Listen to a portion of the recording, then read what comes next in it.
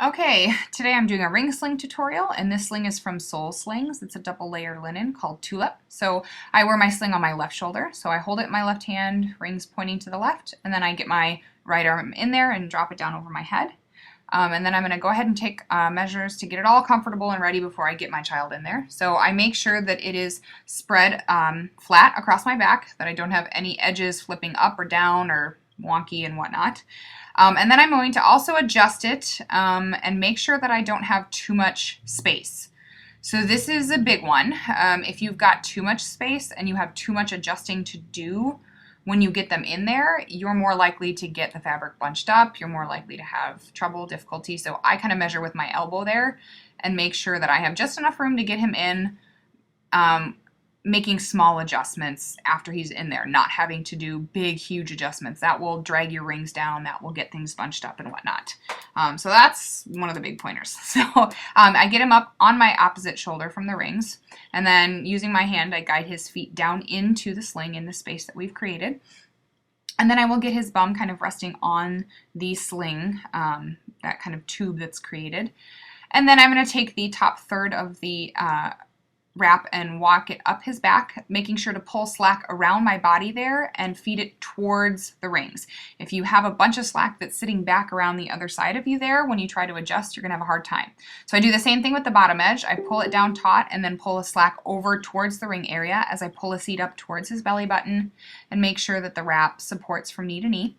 When I tighten, I hold my hand underneath his bum and lift him up just a little bit as I tighten each third of the wrap as I pull a little bit away from the rings and over each time. So lifting up underneath their bum just a little bit as you do that helps so that you are not working against all of their weight to do the adjusting. You don't want to lift them up too much and, mess with the position that they're in, but just lifting the weight a tiny bit so that you're not working against all of their weight, especially with a kid that's a little bit bigger. That starts to be more important. He's 22 pounds now, so it's a little different than a 5-pound newborn. And sorry, my tripod almost fell over.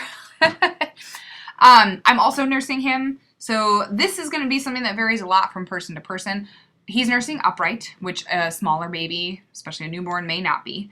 And I don't have to lower down a whole lot. That's going to vary from person to person. I can nurse him at a pretty typical wearing height. I'm small-chested, and he's big enough to kind of lean down if he needs to. You may lower down to nurse lower than you would normally wear them, and loosen up on your rings and lower it down, and then when you're done, tighten them back up. I tend to be able to keep him at a pretty typical height. And if you're nursing a newborn in the cradle position, then you're nursing in a cradle position and then popping them back up to tummy when you're done. So that is not going to be consistent from person to person. And I just shifted him over a little bit there so that he could nurse on the other side, since that's what he asked for.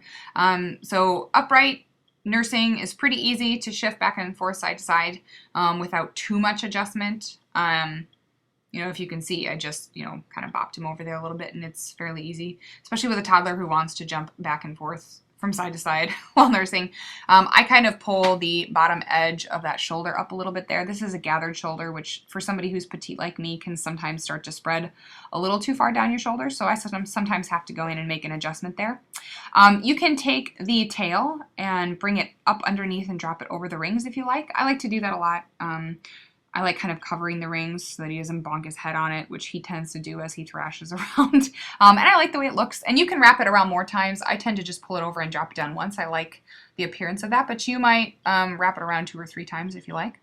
And as you can see, this is pretty private. I'm small-chested, so that can vary from person to person, but I don't feel the need to use the tail as a cover. If you really want to, I recommend kind of just holding it up rather than actually laying it down to do any covering of you or them, because it's really important keeping their airway open. So I would prefer to just use it as a shield as opposed to actually covering anything.